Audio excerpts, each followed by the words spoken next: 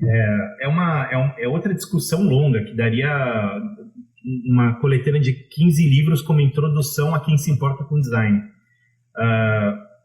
Talvez a gente possa falar que o mercado se importa com design, porque ele se capitaliza disso, né? Porque dá para a gente aproveitar todas as ferramentas que, como a gente viu ali no mapa da evolução, são infinitas, para fazer várias coisas, né? Para proporcionar experiências que vão fazer a diferença na hora de uma decisão de compra. Então, a pessoa aqui, pô, isso aqui é incrível, nossa, você viu o toque, não, isso aqui é maravilhoso, eu me sinto bem usando esse negócio, me sinto bem trabalhando com essa empresa, contratei uns caras que tem um app online que, pô, o sistema deles é incrível. Então, é claro que tem uma série de coisas que pode construir, agregar valor, né, construir marca, e que a gente sabe que são rotuladas como experiência e que vão dar uma margem de lucro imensa e etc. Agora, eu estava questionando sobre forma e funcionalidade, certo? Então, por exemplo, se a gente considera a função, olhando só para a função, se a gente considera a função, pô, a Motorola é maravilhosa, o celular é incrível, ele é completamente reciclável, ele tem uma câmera animalesca, de mais de 100 megapixels, o sistema operacional deles é um Android limpo, sem interferências, então saiu a atualização do Google, já baixo na hora, bateria de longa duração. Aliás, a Motorola vende horrores na Índia, e eu sei lá porque tem alguma questão geográfica na Índia, que o sinal do celular ele tem uma interferência, uma recepção ruim, alguma coisa do tipo. Então as baterias dos celulares vendidos na Índia, eles são muito maiores do que os nossos celulares. Sim, tipo, aqui a gente está falando de baterias de 2.800 amperes, na Índia eles vendem bateria de 5, 6 mil amperes para dar conta dessa problemática de sinal. Motorola, incrível, puta celular, e custa R$900.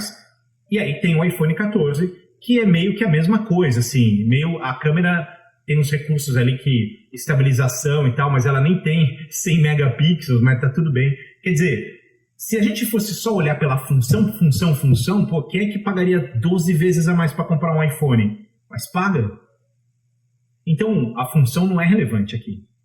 A gente está falando de coisas que são muito próximas. E eu não estou nem falando do flagship da Motorola, mas eu estou falando do flagship da Apple, porque se eu falar do flagship da Motorola, aí é pau a pau. Tirando, obviamente, as preferências de sistema operacional, é pau a pau. Então, cadê a função? Se a gente olha para um relógio, é a mesma coisa. O Cassiozinho, o Citizen, imagina, é incrível, marca a hora igual o Rolex. Por que a pessoa compra o Rolex? Se for pela função, a função de ver hora, o Citizen me garante. Eu não vou gastar R$40 mil no relógio, certo? Mas as pessoas gastam. Então, o que eu acho que está em discussão aqui, nesse momento, são essas duas coisas. Primeiro, se design de fato tem relação com forma e função, e como é que o valor agregado que existe no Rolex, que existe no iPhone, que existe em tantas coisas, funciona nesse sentido, e se ele é interessante para a gente. Essa é outra discussão longa. E eu gostaria de puxar um artigo, né? Quer dizer, uma história muito antiga, e que eu acho que pode ajudar a gente a chegar numa resposta. Esse livro, eu não sei se quem de vocês aqui conhece, mas é um livro do começo dos anos 70, 1971, né? E o Papanek, ele tem esse nome, Victor Papanek, mas ele é americano mesmo. Então, ele em 1971, há tanto tempo atrás, ele questionou algo muito parecido com o que a gente hoje está questionando aqui. E ele fazia ali uma provocação dizendo assim, pô, você que é profissional de design, etc., você tem que sair do escritório, você tem que sair do seu estúdio, você tem que sair do ar-condicionado e você tem que ir para a rua. Você tem que ir para a rua para você ver os problemas reais, você entender o que está acontecendo no mundo, para você sair dessa coisinha de forma e função, dessa coisinha de corzinha e tal, e construir coisas que realmente fazem sentido para o mundo. E aqui eu trago uma frase dele, quer dizer, quando ele fala as afirmações de Horatio Greenall. Horatio foi um escultor, né, um escultor americano do século XIX, só para contextualizar.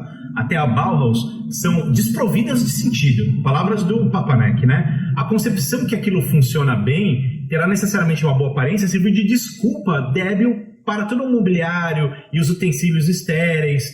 The Style International e a Die Zarlichkeit, que são movimentos artísticos do século passado, né, da década de 1920, deixaram completamente na mão a coisa do valor humano. Então ele começa a questionar isso, e aí ele chega até a falar do Le Corbusier, o arquiteto, né, e o movimento de estilo também, importantíssimos, aliás, mas ele questiona e fala, galera, pô, e aí, a gente vai ficar aqui nessa brincadeira de corzinha, de decoração, de olha só quem é que faz mais bonito, e o mundo, pô, tem uma perversão de utilidade e de estética. Esse livro é de 71, e aí existem outras publicações, não dele, mas de autores de design que vão tentando ou criticar o que ele fala, embora, na minha opinião, o que ele fala é uma profecia, assim. O malandro só faltou descer do céu numa carruagem para falar isso em 1981. Mas um segundo autor, muito mais recente, Don Norman, ele faz um livro, e esse livro ele faz uma referência direta ao Papanek, né? Quer dizer, o design do mundo real e o design para um mundo melhor. E no design para um mundo melhor, o Don Norman, ele propõe algumas coisas muito interessantes, mas que não são exatamente uma novidade para nós, né? A primeira coisa que ele obviamente crava no livro é que, galera, isso daqui tá uma zona, o mundo tá uma zona, e a gente tem um histórico imenso aqui de desigualdade, de crise climática, de crise social. A gente arrebentou o mundo. Ao longo do tempo a gente arrebentou o mundo pela ganância, enfim, o cobertor é sempre muito curto, né? Então ou a cabeça ou o pé está sempre descoberto, tem sempre alguém padecendo para alguém estourar um Vive Clicquot no final de semana só para lavar o pé. Então a gente tem que mudar o nosso comportamento. E aí ele crava 3 caminhos para isso, né? Mas antes, 3 pontos fundamentais que ele puxa para isso, que a gente vai colapsar. 8 bilhões de pessoas é um problema. Os recursos naturais não são infinitos e a gente tem que mudar o nosso jeito de pensar. Na sugestão dele, ele traz 3 pontos. O primeiro é sobre a qualidade de vida que, no caso do desenvolvendo um mundo melhor, a qualidade de vida aqui ela é baseada não pelo que se ganha e não pelo que se tem, mas é uma qualidade de vida baseada na vida que a gente leva. Então a gente tem que aprender a ter uma qualidade de vida sem precisar ter 40 pares de tênis porque é legal. Tá tudo bem, a questão não é o tênis, a questão é a nossa responsabilidade com a matéria-prima que está sendo drenada, com a acumulação de bens materiais, quando a gente poderia ter uma relação diferente com a vida. É óbvio que para muita gente isso é uma cagação de regra, porque, então eu não posso ter 40 tênis. Não, você pode ter 40 tênis, mas no momento que o mundo tem 8 bilhões de pessoas, se 8 bilhões de pessoas pudessem ter e tivessem 40 tênis, o planeta acabaria em 6 meses. A segunda coisa é, obviamente, proteção ambiental. A gente está falando de recurso, então a gente precisa reestruturar, né, a maneira como a gente consome os recursos, a maneira como a gente recicla, como a gente se responsabiliza pelas nossas próprias decisões de consumo, como é que a gente está dentro da cadeia e qual é o nosso papel. E o terceiro e último ponto é, naturalmente, uma preocupação com a humanidade, né? O desenvolvimento humano, nesse sentido, muito ele fala. Então, a gente tem que pensar nesse futuro, porque senão o mundo vai aparecer. E aí vem a proposta dele, que é mudarmos a maneira que a gente pensa e não achar que a gente é tipo o último acontecimento do planeta, o grande acontecimento do planeta, na verdade. Não, a gente morre, o planeta continua, a gente sabe disso. Quando a gente fala sobre um design que, então, agrega valor, que convence as pessoas sobre coisas que elas nem precisam, mas são cativadas por isso e tudo mais, está tudo bem.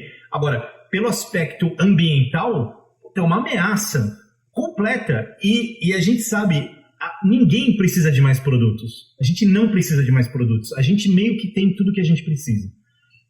Claro, tirando algumas coisas, tá faltando aqui ainda não comprei o meu sofá, ainda tá tudo bem, mas quando a gente fala de um gasto exacerbado, a gente não precisa de mais coisas. Veja, a gente questiona forma e função e a gente questiona a coisa de agregar valor aos produtos e aos serviços e aos nossos clientes. Então, não necessariamente é sobre função, porque a gente compra coisas que não têm função. Não necessariamente é sobre forma, porque às vezes a forma não tem nada a ver, nem faz parte do projeto e a gente só está buscando algo que funcione. E não necessariamente é sobre aumentar valor, porque aumentar o valor das coisas, o valor percebido e tudo mais, aumenta o consumo, que aumenta o gasto, né, destruição no planeta, e que vai colocando a gente e a gente está nesse momento, né, nisso, vai colocando a gente num looping infinito de dinheiro, dinheiro, dinheiro, dinheiro, sem fazer o mais importante, que é repensar os modelos. Veja, repensar os modelos é incrível, porque quando a gente fala sobre esse papo todo, é assim, não, mas espera aí, então você está falando que o meu cliente ele tem que vender menos e ganhar menos dinheiro? Não, ele tem que repensar o modelo de negócio para buscar outras maneiras mais sustentáveis de fazer o que ele faz. E a gente vai ter que fazer isso de um jeito ou de outro ao cataclisma global, né? Eu sugeri isso para os nossos clientes e tal. Mas esqueçam tudo isso, porque essa aula aqui, essa conversa, ela definitivamente não é sobre produto. E ela não é sobre serviço. E ela não é sobre nada material. O que a gente está falando aqui é sobre informação. O objeto discutido aqui é informação. Quando você vê uma poltrona dessa, ela carrega informação. Então, você bate o olho, você sabe que é caro. Você sabe que toda casa de rico tem uma dessa. E você sabe que quando você bater a sua meta financeira, você também vai querer ter uma dessa. Porque é um símbolo de, caramba, eu cheguei lá, entendeu? É o meu próprio reconhecimento sobre o meu esforço. É uma informação. Então, não é sobre nem forma, não é sobre função, não é sobre valor agregado. A gente está falando sobre informações. Mas espera aí. Tem absolutamente nada a ver com o começo dessa aula, certo? Porque eu estava falando que o design é sobre conveniência. O design se preocupa com a conveniência. Mas aí eu pergunto para vocês, não seria conveniente se o hospital soubesse que eu cortei a minha mão e eu chego em 15 minutos? Para mim seria muito conveniente. Para eles também. Não seria conveniente se o banco se informasse mais sobre o quanto meu tempo é valioso, sobre o quanto o gasto deles poderia ser reduzido e aí pudesse melhorar a vida de todas as pessoas? Quando a gente começa a olhar a informação de outra maneira, não como algo que está lá, mas algo que pode fazer toda a diferença, a gente percebe que quem se importa com design é quem liga para a informação, mesmo que não saiba dela. A maioria assim, a maioria dos casos de trabalho, a informação, ela pode ser condicionada, ela pode ser editada, ela pode ser reconstruída, bem apresentada, e conhecimento é poder. É uma espécie de trampolim para você ir mais longe, né? Então, quando vocês veem pessoas que não conquistaram o que vocês conquistaram até hoje, é muito possível, para não dizer que é 100% de certeza, que essas pessoas não tiveram acesso à informação como vocês tiveram. Então, informação é fundamental.